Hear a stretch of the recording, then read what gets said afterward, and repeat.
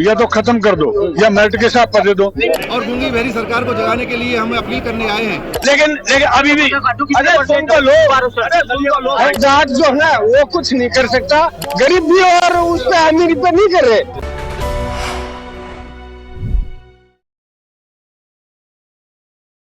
और उनके जनरल कोटे में जो लोग हैं वो उसमें SC ST के, उनके कहीं का आपने वो डॉक्टरी प्राइवेट प्रैक्टिस करते देखे हैं?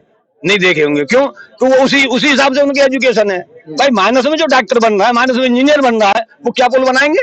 लेकिन वो भी हमारे भाई हैं, उनको भी समाज का आरक्षण है, उनको मिलना चाहिए उनको। लेकिन ये जो आपने जो बात कही ना, पढ़ाई लिखाई का असर तो सबके लिए एक समान होता है ना। एक समान नहीं है। नहीं, वो पढ़ना और कितना उसको आप ग्रहण करते हैं। पढ़ाई में तो रिजर्वेशन नहीं है, सर्विस के लिए रिजर्वेशन है। तो सर्विस के लिए तो है भाई, ये पहले बना गए, उसको दिल्ली के घट्टी कौन मान जाएगा? कौन तोड़ेगा उसको? जो तोड़ेगा वो लोकतंत्र में उसको वोट नहीं मिलेगा। देखिए ये जो सारी बात हो रही, ये वोट की राजनीति हो रही, उनसे वोट चाहिए, इसीलिए हमारे 90% बच्चे भी लिए वो नहीं जो मिल, हाँ, और वो 40 वाले भी लग रहे, 35 वाले भी लग रहे, ये अन्याय हो रहा। ये वो समाज में उसका गलत असर पड़ेगा। तो क्या लगता है कि आरक्षण को इस तरीके से समाप्त कर देना चाहिए कि नहीं करना चाहिए? मैं तो कह रहा या तो खत्म कर दो या मेरिट के हिसाब पर दे दो। हाँ, वो 10 साल निकल गए, फिर राजनीति के लिए फिर बढ़ा जाए इसको, फिर बढ़ा जाए। गरीब अमीर जाटो में नहीं है, गरीब अमीर तो सब में है। लेर के हिसाब से सबको दो, फिर सबको दो। नहीं, इसके लिए भी है, जाटों के लिए भी है। वो भी EWS प्रमाण पत्र किसके लिए है कैसे नहीं? EWS प्रमाण पत्र जो है वो ब्राह्मणों के लिए भी है, बनियाओं के लिए, ब्राह्मणों के लिए भी है, राजपूतों के लिए भी है, रघुवंशियों के लिए भी है और वैष्णवों के लिए भी है। EWS प्रमाण पत्र है उनके लिए। भाई गरीब है तो उसके लिए, गरीब के जो तबका है उसके लिए EWS है। लेकिन EWS मिलेगा तो उसी को जो 8 लाख से कम तो है इनकी। अब भाई साहब कमा रहे हैं 80 लाख रुपया, मैं कमा रहा हूँ, तो मेरा कहाँ से मिल जाएगा? आप मुझे ये बताओ कि क्या SC ST से आधे कब है? पहले मेरे सामाजिक आधार है, वो कम डाउन होती है। हमको केवल आरक्षण का लाभ मिला है, तो केवल उम्र का भाई साहब। में कितने परसेंट? मुझे नहीं मालूम इस बात की, चलो मैं मान रहा हूँ। लेकिन अभी भी 27% है, 34-35% बता रहे भाई साहब। सामाजिक आधार पर आरक्षण मिलना चाहिए, आर्थिक पार्टी की सब जबरदस्ती। आर्थिक में भी जरूरी है ना, कोई जरूरी राजपूतों में गरीब नहीं है। देखिए, बातों का सिलसिला जब हम शुरुआत करते हैं तो कहीं ना कहीं बात बिखरती हुई नजर आती है। ऐसे में हम आपसे पूछते हैं, आज अधिवेशन के बारे में बताइए। जो अधिवेशन हुआ है उसमें क्या हल निकला है? कुछ हल निकला है? हाल अधिवेशन जो आया है उसमें एक जागरूकता आई है, और जाट समाज जो है ना वो सब जातियों को लेके चलो। अकेला जो है ना जाट जो है ना वो कुछ नहीं कर सकता। इलेक्शन में जो है पावर जो है हमने सब जातियों से लेना है, और जाट और मराठा वो आपस में जो है ना एक भाई बन के जो है एक उभरा है, और दोनों की समस्या एक ही है, वही जाट की है, वही मराठे की है, और दोनों जो है एक समस्या को लेकर चल रहे हैं। आगे यही रणनीति रहेगी। आज भाई समाज को, मराठे को भी आरक्षण मिले और जाट को भी आरक्षण मिले। ये मुझे बताइए कि क्या इसका असर 2024 के इलेक्शन में पड़ेगा? नहीं, 2024 के इलेक्शन में तो पड़ेगा ही। जो इसके हर एक चीज पर जब बॉर्डर पे पड़ता है तो इलेक्शन पे क्यों नहीं पड़ता? जब जाट और राजपूत मराठा जहाँ बॉर्डर पे खड़े हो जाते हैं वो लड़ाई जीतते हैं, तो इलेक्शन की भी एक लड़ाई है। अगर जाए इस लड़ाई से पहले हमारे को आरक्षण देंगे अब तक क्यों ना इसका असर पड़ेगा, बहुत असर पड़ेगा। आप आरक्षण की मांग?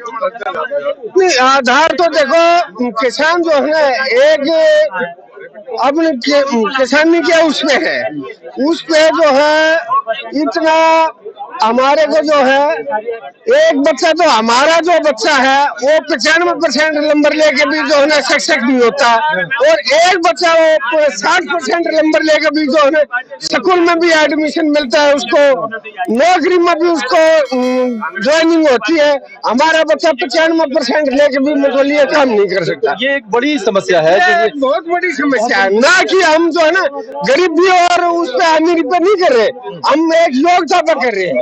मेरा नाम सुरेंद्र चौधरी है, मैं आगरा से हूँ और अखिल भारतीय युवा जाट महासभा का जिलाध्यक्ष भी हूँ। यहाँ आने का मकसद क्या है आपका? आज हमारे अखिल भारतीय जाट महासभा के बैनर तले पूरे देश के जाट यहाँ एकत्रित हुए हैं तालकटोरा स्टेडियम दिल्ली में। और हम लोगों की वर्तमान सरकार से, केंद्र सरकार से मांग है कि जाटों को आरक्षण केंद्र में नहीं है, हम उस आरक्षण की लड़ाई लड़ने का काम यहाँ करने आए हैं। और गूंगी बहरी सरकार को जगाने के लिए हम अपील करने आए हैं, या तो हमारी बात को शांतिपूर्वक सुन लिया जाए और हमें केंद्र में आरक्षण मिल जाए, नहीं तो ये जाट जो शांति से बैठे हैं इसके बाद पूरे देश के अंदर सड़कों को जाम करने का काम जाट करेंगे। और गूंगी बहरी सरकार के कानों में जब तक जूनी रहेगी तब तक हम लोग नहीं उठेंगे। क्या लग रहा है इस आंदोलन का कुछ निकल के आएगा सामने? देखिए, जब जब जाटों ने हुंकार भरी है, चाहे वो कोई भी सरकार रही हो, उनको झुकाने का काम जाटों ने किया है। और ये हमारे साथ भेदभावपूर्ण तरीका जो अपनाया जा रहा है वर्तमान सरकार द्वारा, ये बहुत ही गलत है। हमें प्रदेश में तो आरक्षण है लेकिन केंद्र में आरक्षण नहीं है। अगर ये सरकार ये इस समय नहीं जागेगी तो निश्चित तौर पर इस सरकार को उखाड़ने का काम भी ये जाट सबसे पहले काम करेगा। इस अधिवेशन में आपका क्या आने का मकसद है? आज अखिल भारतीय जाट महासभा में जिसमें हम सभी लोग जो आए हुए हैं, आगरा से पूरी टीम हमारी यहाँ पर पहुँची है।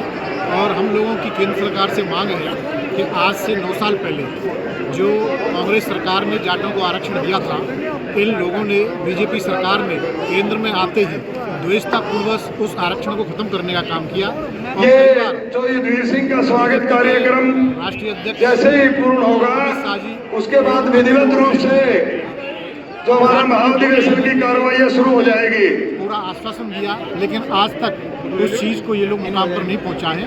तो हमारी मांग यही है कि जाटों को केंद्र में बिना शर्त आरक्षण दिया जाए, अन्यथा पूरे देश के जाट इस बीजेपी सरकार के ताबूत में आखिरी कील ठोकने का काम करेंगे। जाट बलवान, जय भगवान।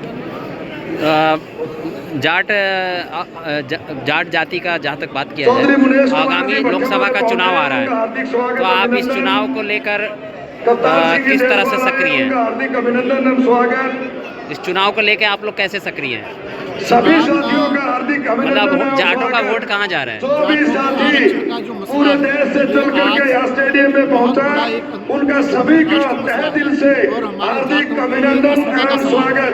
अलग अलग नाम लेने की बजाय बार बार सभी साथियों का हार्दिक अभिनंदन एवं स्वागत। जाट पूरा समुदाय वो देश के जिस प्रांत में रहते हैं, जहाँ हम लोग रहते हैं, पूरे जाट समुदाय एकत्रित होकर बीजेपी सरकार के खिलाफ में वोट करेगा। और निश्चित हमारे मोहित चौधरी जी हैं सरकार को जो बहुत ही मैं डॉक्टर सुरेंद्र सिंह आगरा से।